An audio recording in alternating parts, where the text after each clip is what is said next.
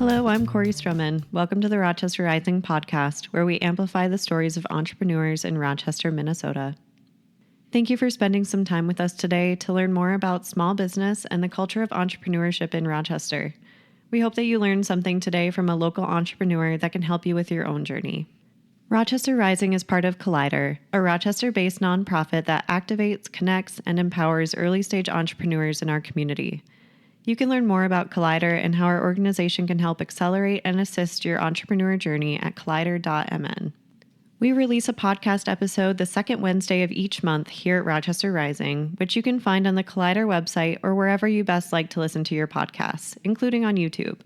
We also have many articles and videos that we have created over the years telling the stories of both new and very experienced business owners. You can find all of that content on our website. We launched Rochester Rising in 2016 to tell stories of entrepreneurship taking place within the city of Rochester, especially stories that otherwise would not have been told, and to take the time to understand each entrepreneur and what their experience has been like in this community. If you find value in this podcast, please consider donating, if you can, to our tip jar so that we can keep telling these stories for the community. We use the local business For Giving for our fundraising efforts. You can find more information about our tip jar and how to donate through For Giving in our show notes. This week on the podcast, we chat with graphic designer Lee Green, who owns his own website, branding, and graphic design business, Greenhouse Graphics.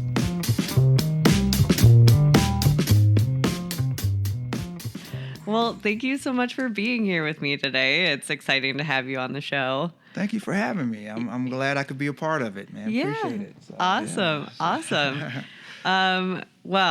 So do you mind just giving me a little introduction to yourself, telling me a little bit about your hobbies and passions outside of owning a business? Ooh, man, I got several. My name is Lee Green, and I've been in Rochester for about, I want to say 22 years. I've been married for that long. Have a beautiful wife named Jody. Have two daughters, Kiana and Alexa. Alexa is 27, and she's a civil engineer up in the Twin Cities. Oh, awesome. Yeah, and Kiana just finished her her degree through Mayo Clinic as a radiology technologist, so she'll be eventually working at the Mayo Clinic. Wow, some successful girls. That's awesome. Yeah, they're doing well. And I also have a grandson who's 3. His name is Zeres, who's just... He's just a blast, man. I'm like, he puts a light on my face every time I see him, man. It's just amazing kid. So, man, I love to play basketball. Fun. I played high school and college and up now, but I'm older now, so it's a different type of game. So I got to worry about injuries and things of that nature. Right. I don't move as quickly as I used to, but I still play recreationally, just kind of keep myself in shape. I love to bike ride with my wife.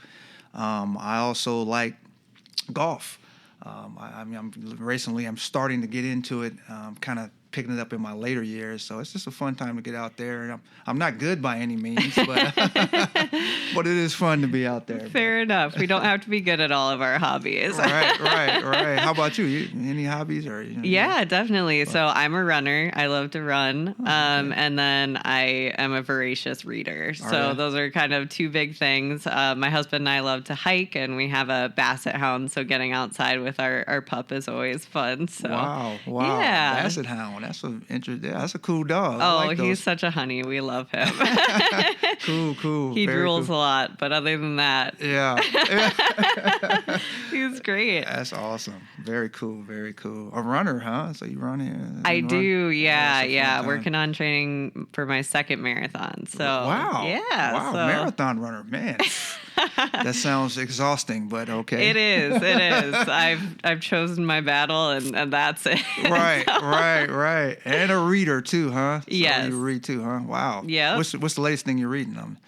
So right now I am reading a collection of essays by Wendell Berry, who was big into sustainability and stuff like that. Oh, cool. So that's the most recent read. Really? Yeah. I am not a reader, so I do read how-tos and things of that nature, but I'm Sure. a YouTube University kind of guy. I need video to keep myself entertained. But I'm Well, that's perfectly like people need to pick their poison, and that's totally, however people learn. I'm like, if I'm going to remember something, I have to write it down. Right, And that's just the kind of person I am. Like, I can't take notes on a computer. I need to physically write it down. It just sometimes takes a lot more time. Yeah, got you. No, I'm the same way. I'm the same way. So, yep, very cool. Sweet. So I looked on your website and kind of read up on you a little bit just from what you had on there. And so you went to college for fine art, right? Correct. Awesome. What made you decide to pursue graphic design as a career instead of some other art form?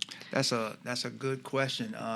So when I was in school taking fine art, probably my junior year in college was when graphic design started kind of coming on the scene.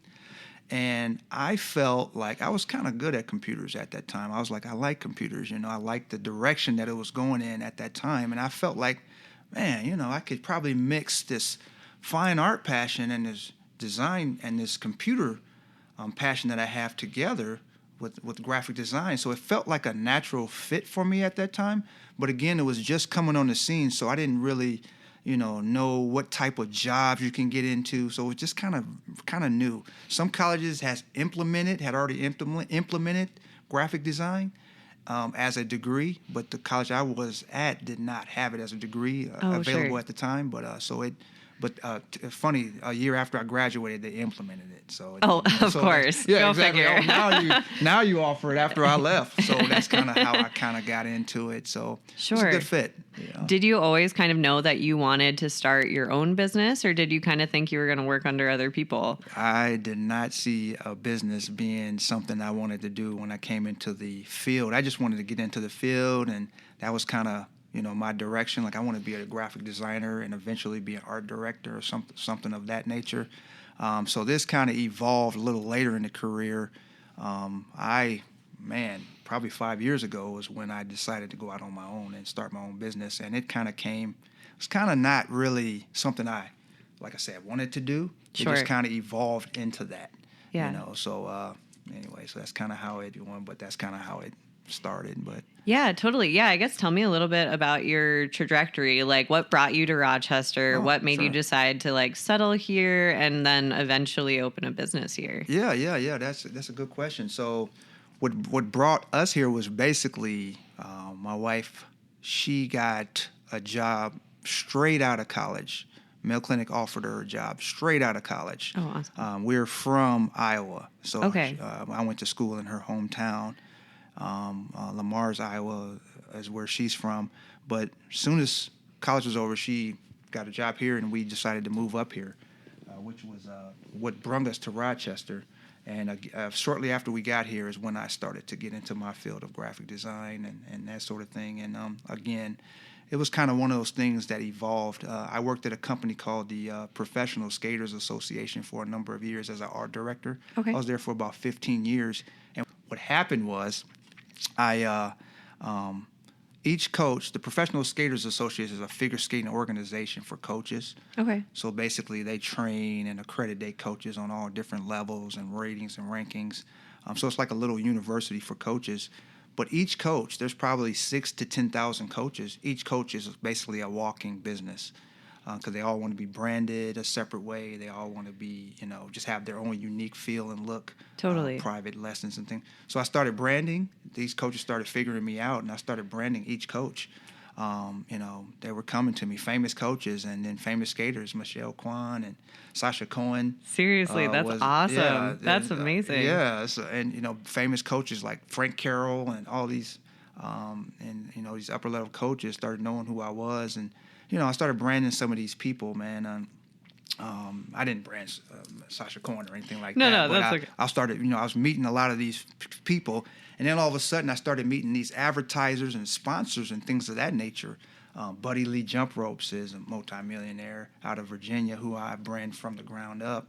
And so, it just kind of started snowballing. And then I took a good look 5 years ago, and I was like, hey, I got a large clientele of customers. So I think I'm going to go ahead and take the leap and go out on my own, which was a very good direction. Yeah. Because that was one of my biggest pool of customers, but it quickly became my smallest pool after I went out because all the local businesses and start figuring me out, and it just kind of snowballed into what it is today. So yeah. That, wow, that's super exciting. Yeah. Well, do you do any figure skating then? I get that question a lot, and I do not. I got 2 left feet, and it would be horrible to see me. It'd be terrifying to see me out on the skates. So well, that's all right. They probably don't need any more competition. No, anyway. no. Exactly. Oh, awesome. Yeah. So as you were first getting started, did you on your own, that is, did you meet any significant challenges, or was it a pretty seamless transition? That's a good question. Did I meet some challenges? I think the challenge of simply being a Black-owned business is a challenge in itself. There's a lot of different roadblocks and different things you kind of have to look out for that are a little bit unique for that model, as far as a BIPOC type of business, situation. But I think there was some challenges, especially with maybe more like, I didn't know what the financial challenges would look like. How is it going to affect my business? Because mainly I work from home. Sure. How is that going to affect my business moving forward and those type of things? Now I have an office and a meeting space and those sort of things. But I can't think of one in particular. You kind of caught me off guard on that one. But no, that's all right. We can circle back to this when I think of a question that think of a good example. I'm sure I have a few I know about, but anyway. So no, absolutely, and maybe kind of piggybacking on that same questions. Are there any particular things that now that you really wish that you had known then when you were first getting started? I know now that I should have known what I known then. One of the things that I did learn was I think in business we try to do everything, and I think that's a problem because you can't do everything. You have to be able to delegate. You have to be able to outsource some of the things that you're doing and stay in your lane. Because if you don't stay in your lane, you kind of lose focus of your business sometime. And early on in my business, I found myself trying to do everything, and it took away from my creativity. I'm doing billing and sending out emails, and I'm doing customer service and file transfers and just different things that come with the business. And it got to the point where I'm doing that more than actually doing design and being creative. Yeah. So that was a lesson that I wish I would have learned early on, especially when I started the business, because I'm like, I probably could have got a lot more done. No, totally. But anyway, so that was a good one. But, no, absolutely. Yeah. Did you face extra challenges during the course of the pandemic? Did that change anything, like how you were doing, how you were functioning? Were there any big changes for you? Yeah. It was I guess it was a scary time for everyone, but it's weird that you asked me that question. I don't really know how this all worked for me, but for some reason during the pandemic was when my business actually picked up, which is a strange, it's a strange, way of saying it, because what happened, I think what I started to figure out is since everyone had more time and everyone was off, people weren't working as much and everybody was quarantining, the ideas that they had and their business, ideas that they had started to come alive, or they started to work on some of their business models. And and then of course it came to me like, can you help us with the branding? And so I felt like I got a lot of startup type companies around that time, which boosted my business dramatically. Yeah. In that, and matter of fact, last year was probably my greatest financial year, and the year before that, it just kept going up and up. And I felt like the first year of the pandemic, it was going to go down, or I was going to have to just maintain and do some creative things to stay alive. Sure. I didn't have that problem, which was strange. I didn't. Well, that's awesome. Yeah, I didn't realize it was going to happen. Wasn't it? Yeah. Just a unique, unique way of doing things. I don't know. But. Absolutely. Well, I'm happy to hear that it wasn't like a time of floundering for you, that it was a time of success instead. That's amazing. Yeah. Are there some particular projects that you've taken on that you absolutely loved creatively that were just some of your favorites? Yeah, I really liked it. The one I really liked in particular was the George Floyd creative. I call it a George Floyd artistic interpretation that I did over at Barbershop and Social Services. Sure. That was a fun one because not only was it healing, but I felt like it was also healing for the people that got a chance to see that, because you can still see that over there. That artwork is still up there. So if you go over it's over by the Rochester Athletic Club. Sure. Business park right behind there. It's right in that area right there. But so it was just a healing process, and it was just fun to do, and I got a lot of good feedback. But anytime, and this art is subjective, and sometimes, especially with the political ramifications of the George Floyd, I think there's always going to be some people that don't agree with that, and that sort of thing. But that's just art in general. But overall, it was fun to do. I would have done it again. It was just a fun project. So awesome. Do you have plans for growth or expansion for your business in the future? Yes, that's a good question. Right now we're expanding. I'm partnering with a company called BCS Computer Solutions, which is a IT company here in Rochester. Okay. And now we've grown to 3 tiers. So now we have BCS Computer Solutions, which is the IT. Then we have the Communication Solutions, which deals with your phone and your internet services. And then we have the Creative Solutions, which is the tier that I own and operate, which is that the branding and creative solutions tier. We're already kind of in expanding phase, and we're seeing some good feedback from that already, and we haven't really gone full blown with that. So, moving in the right direction, I think. So, awesome. Good to hear. Yeah. So, in thoughts for other aspiring entrepreneurs or artists that want to take their work in an entrepreneurial direction, do you have any advice for them in getting started? Yeah. So, I've been saying this for a while. It's you definitely have to leap out on faith. It's something you can't just go out on business and expect to be successful right away. I mean, some people can, but there's going to be some growing pains, and some blood, sweat, and tears in trying to brand yourself. But if you're passionate about something, I feel like you can, that passion will take over. And you're gonna, once you get to that stage in your mind, well, I'm gonna do this no matter what. So I just love doing it.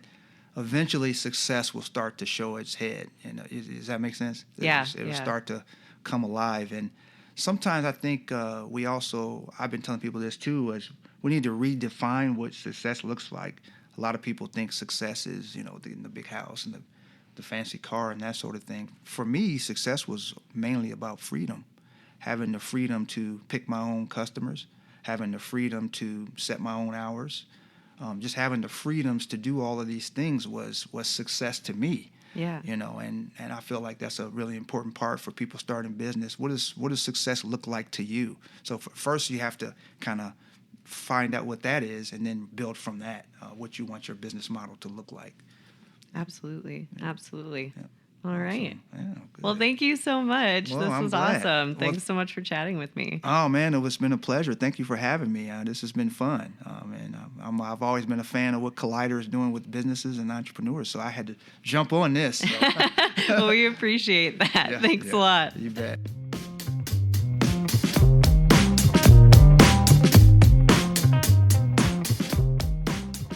Thanks to Lee for sharing his story.